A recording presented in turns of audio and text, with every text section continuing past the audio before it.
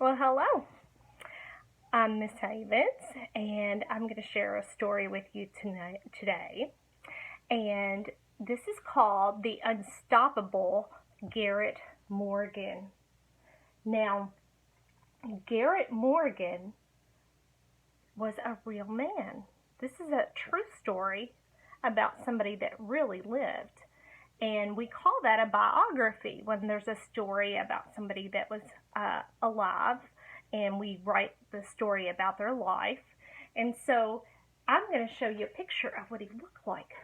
There's the real Garrett Morgan.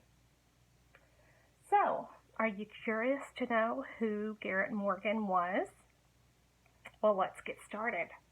The Unstoppable Garrett Morgan. And it says inventor, entrepreneur, hero. And this is written by Joan DeCiccio, illustrated by Ebony Glenn.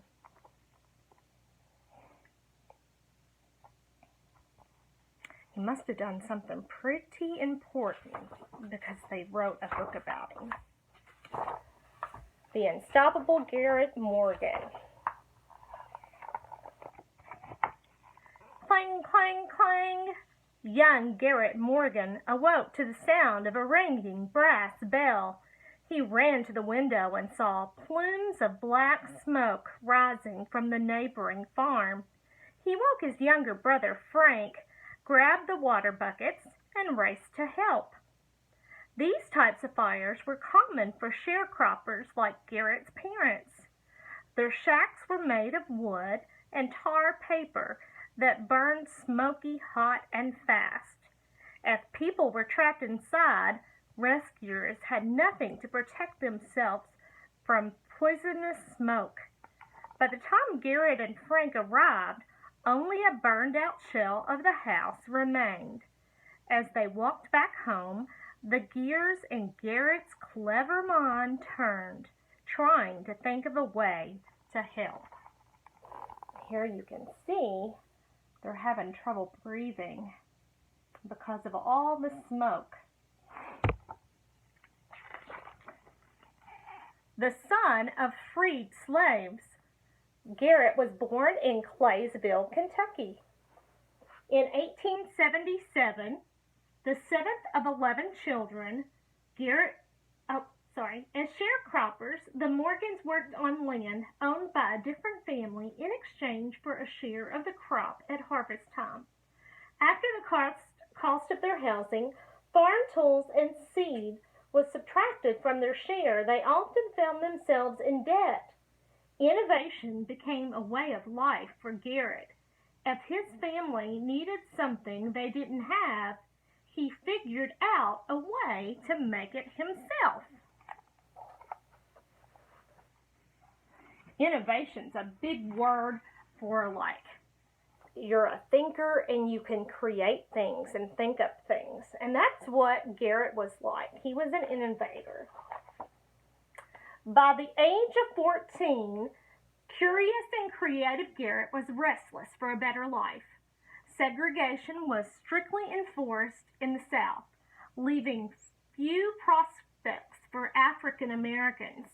Garrett went north to find greater opportunity. Garrett arrived in Cincinnati, Ohio with pennies in his pocket. Having just a sixth grade education and few skills, he took the only job he was offered as a handyman for a wealthy landowner. Although he worked long days, Garrett never tired of learning. Each week, he set aside money for a private tutor and continued his studies.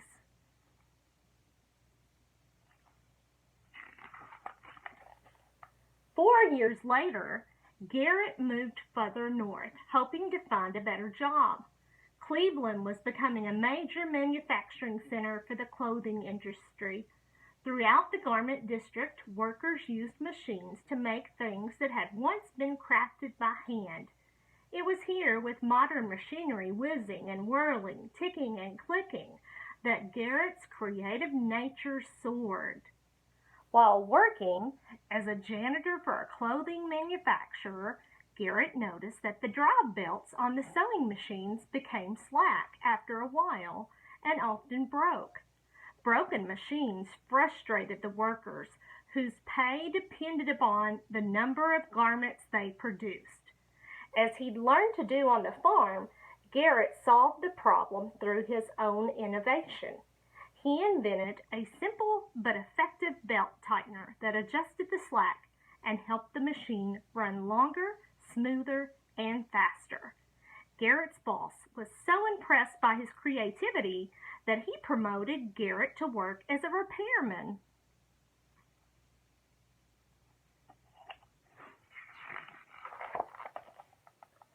It wasn't long before word got around that Garrett could fix just about anything. A competing manufacturer offered him a job, and in 1906 Garrett became the company's first black machinist. There, Garrett met a German seamstress named Mary Hassick. Mary was equally bright, creative, and hard-working. Garrett and Mary were instantly drawn to each other, but black men were not permitted to talk to white female employees. Even a simple conversation with Mary brought a stern warning from Garrett's supervisor. But Garrett didn't give up. By now, he had overcome so many obstacles that he lived by a motto. If a man puts something to block your way, the first time, you go around it. The second time, you go over it. And the third time, you go through it. This way of thinking made Garrett unstoppable. To be with Mary, Garrett figured out a way to go around the obstacle. He quit his job and opened a sewing machine repair shop. Mary admired Garrett's boldness. In 1908, Mary and Garrett were married.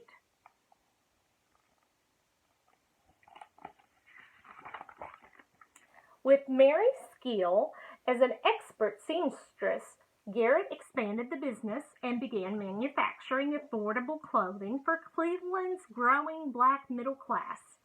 They named their business Morgan's Cut Rate Ladies Clothing. By 1909, they had 32 employees working on machinery built by Garrett himself.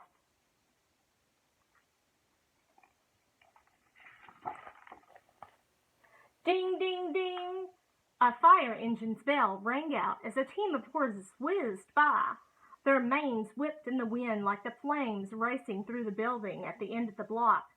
The firefighters prepared to go in, holding their leather helmets in front of their faces to block the heat and smoke. Their efforts proved useless as they stumbled out, gasping for air. When Garrett heard about the tragedy, memories of the fires he had witnessed as a boy sparked to life.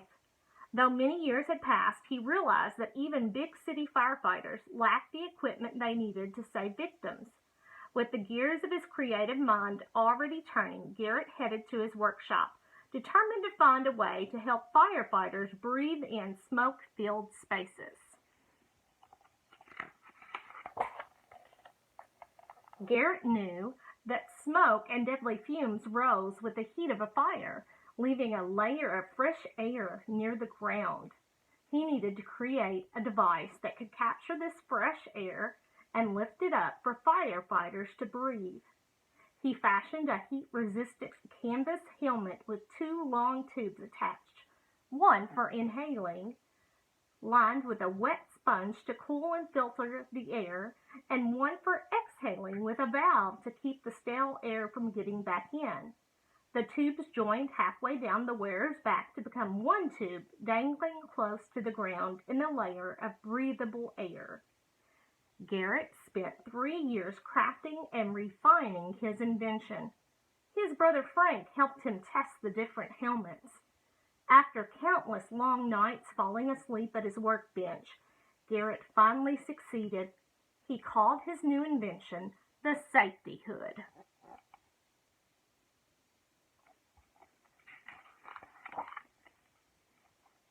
In 1912, Garrett applied for a patent, which gives an inventor the sole right to make, use, and sell an invention. When his patent was granted, Garrett entered the safety hood in the 1914 International Exposition of Safety and Sanitation in New York City. Wearing his device for protection, Garrett entered a tent filled with smoldering sulfur, ammonia, and tar, remaining there for more than 20 minutes. To the shock and amazement of the crowd, he emerged unharmed. The safety hood won the grand prize gold medal. Garrett traveled across the country, demonstrating the safety hood to fire departments. Many were impressed by the brilliant invention, but refused to consider the safety hood when they discovered Garrett was African American. Determined not to let prejudice stop him, Garrett called upon his motto and went over the obstacle this time. He asked a white friend to pretend to be him while Garrett posed as his assistant modeling the hood. Some fire chiefs put the invention through their own rigorous test, but the safety hood exceeded their expectations. Orders for Garrett's device flooded in.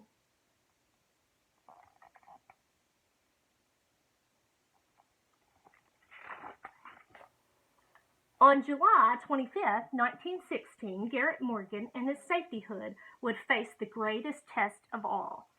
Ring, ring, ring! Garrett's telephone rang out in the middle of the night.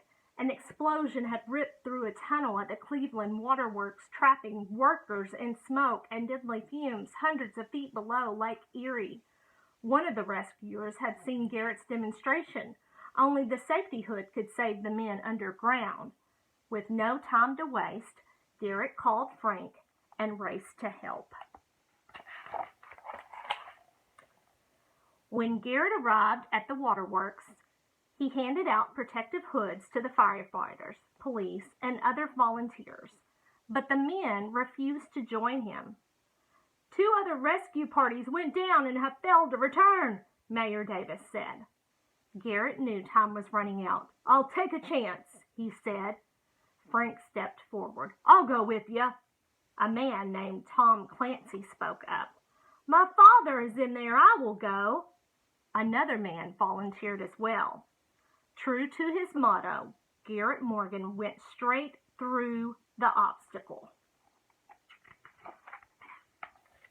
As they descended into the tunnel, the faint light of dawn gave way to absolute darkness. While the rest of the men waited near the elevator, Garrett donned the safety hood and felt his way toward the iron door that led to the tunnel. Garrett had never tested his invention underground.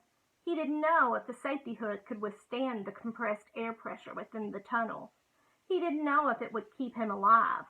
There was only one way to find out. He turned the latch, opened the door, and stepped through. What do you think? Do you think he was able to make it? Let's see. Up on the surface, the crowd held its breath, waiting, hoping. Then, look! Someone's coming out! It was Garrett Morgan, with Tom Clancy's father. Moments later, Frank Morgan came out with another survivor.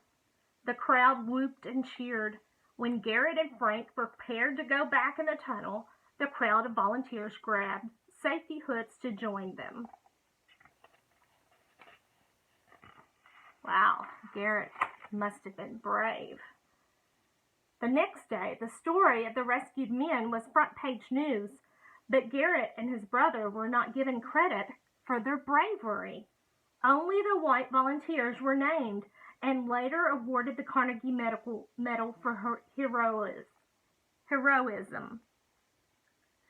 When people had heard of Garrett's heroic actions and grew angry that he was excluded, dozens of businessmen and elected officials wrote letters to the Carnegie Foundation asking them to correct the injustice. When these efforts didn't work, the Citizens Committee, a self-appointed group of community leaders, came together to acknowledge Garrett's achievements and service to Cleveland. They held a ceremony and presented him with a solid gold diamond-studded medal inscribed, "To Garrett A. Morgan, our most honored and bravest citizen." He finally got the award.